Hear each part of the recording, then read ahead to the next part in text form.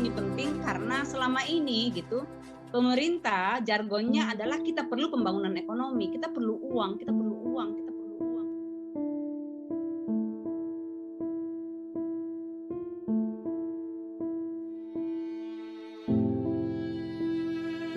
Jadi kau bersabarlah kau masyarakat adat, menyingkirlah kau karena kau tidak cukup punya nilai ekonomi.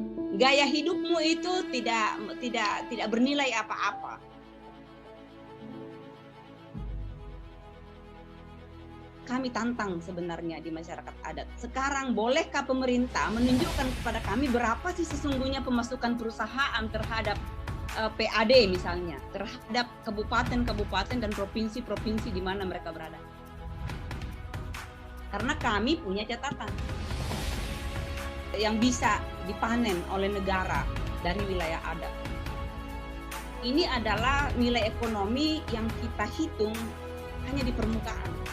Dihitung dari sumber daya alam yang diakses langsung oleh masyarakat adat, itu yang kita sebut sebagai di atas di kolom di kiri itu ada namanya produk SDA, dan jasa lingkungan. Jasa lingkungan ini belum memasukkan yang kita sebut karbon.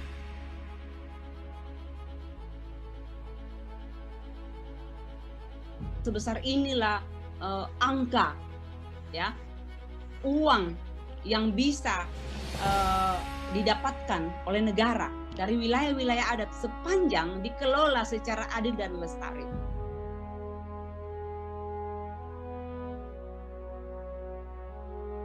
Tetapi ini tidak pernah menjadi pertimbangan karena terus kemudian pemerintah mengatakan oh enggak, kita maunya yang skala besar, kita maunya yang skala besar.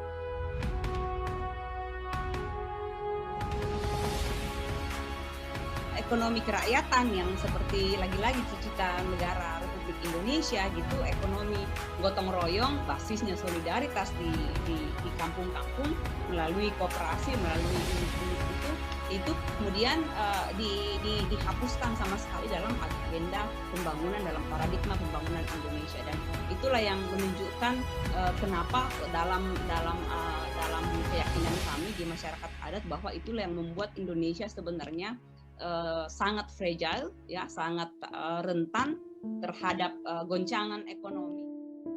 Sejak tahun 1998 untuk pertama kalinya pertumbuhan ekonomi Indonesia mengalami kontraksi. Di tahun 1998 karena adanya krisis moneter, krisis global, dan di tahun 2020 ini Indonesia mengalami kontraksi minus 2,07% karena pandemi COVID.